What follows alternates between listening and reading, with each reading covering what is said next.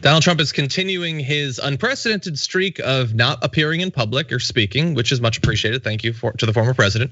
But with Mitch McConnell, the new Senate minority leader, attacking him over his impact on the Capitol attacks, even though Mitch McConnell did vote to acquit him, Donald Trump has put out a letter attacking Mitch McConnell. And we just want to read you a few of the highlights from it, and then why we think it's important, what we think this letter might represent. So he starts by saying the Republican Party can never again be respected or strong with political leaders like Senator Mitch McConnell at its helm.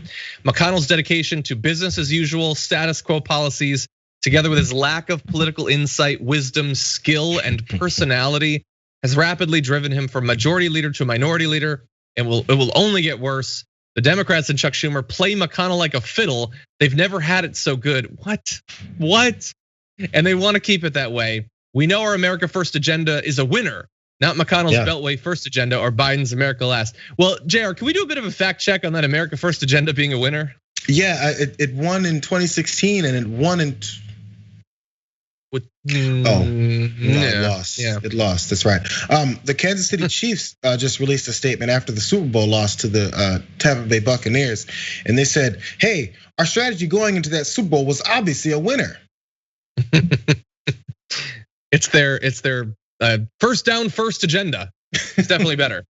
And then like the idea that like McConnell's being played like a fiddle. McConnell so far has gotten everything that he wanted, considering he's the minority leader right now.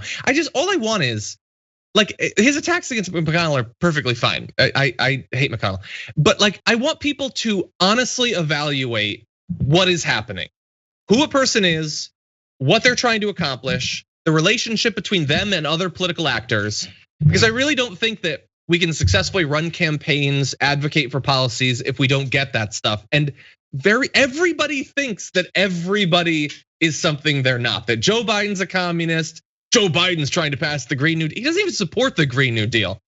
Anyway, it all ties together. But there's a little bit of defense of his effect. We were talking about the America First agenda. He says, in Mitch's Senate over the last 2 election cycles, I single-handedly saved at least 12 Senate seats, more than 8 in the 2020 cycle alone.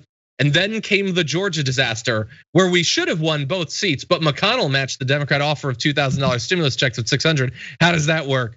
It became the Democrats' principal advertisement, and a big winner for them it was. Look, that's sort of true. Although Trump put out that statement about the 2,000, he never really seemed to care about it. He certainly didn't actually make it happen. And I love that it's like, I saved all the seats that we won, all the seats that we lost, that's you, buddy. That's a convenient way to look at elections. So he looks at everything in life that he loses at. Go ahead. Yeah, well, look, I'm gonna jump ahead because there's a lot here. But anyway, he's gonna close with saying Mitch is a dour, sullen, and unsmiling political hack. And if Republican senators are going to stay with him, they will not win again. He will never do what needs to be done or what is right for our country. Where necessary and appropriate, I will back primary rivals who espouse making America great again and our policy of America first. We want brilliant, strong, thoughtful, and compassionate leadership. That's what he wants. This is a big moment for our country, and we cannot let it pass by using third-rate leaders to dictate our future.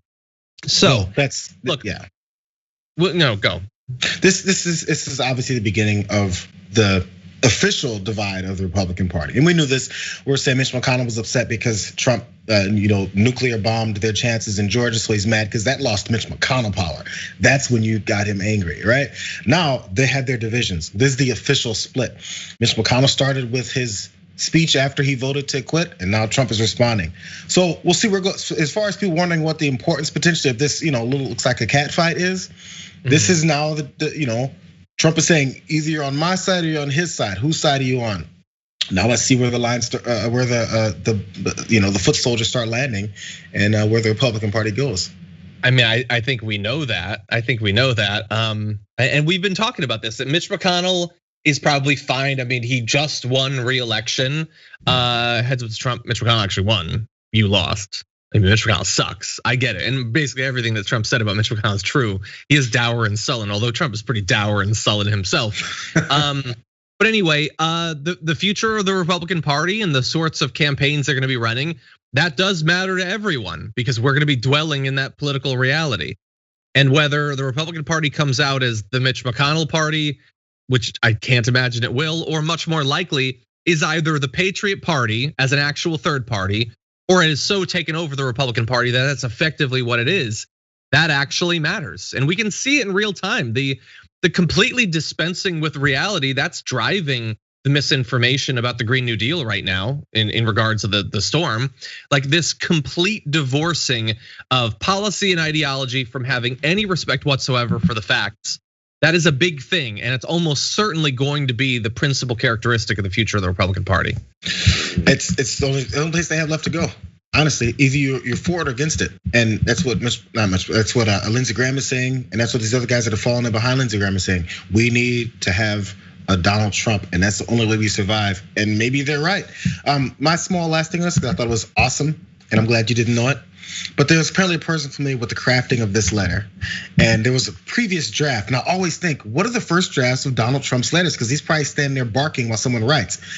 One person said that an early draft mocked McConnell for having multiple chins, and but Trump was convinced by advisors to take that part out. Let's keep it real. They said, quote, there was a lot of repetitive stuff and definitely something about him having too many chins but not enough smarts, is what the person was quoted to say. The line was supposed to say.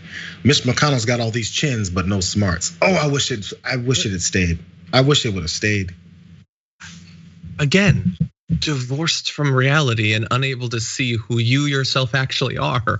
There's so much about that one thought process that is just fabulous. I get it. And look, I know it's weird. Like some people will see this and be like, ha, they're fighting. I hate both of them. And for me, it's just, I don't like either of them. And they both suck, and they both have had a horrible effect on America. And one of them is gonna come out on top. It's gonna be bad for us either way. I think it's very important that we understand which it's gonna be. But the current state of their leadership.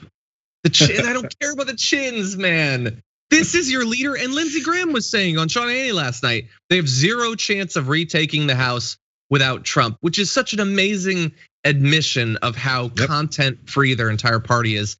Trump didn't even have a platform for his reelection as president. You think he's gonna be choosing primary contenders based on their stance on the economy or infrastructure or something? It's politics that has nothing to do with politics, basically.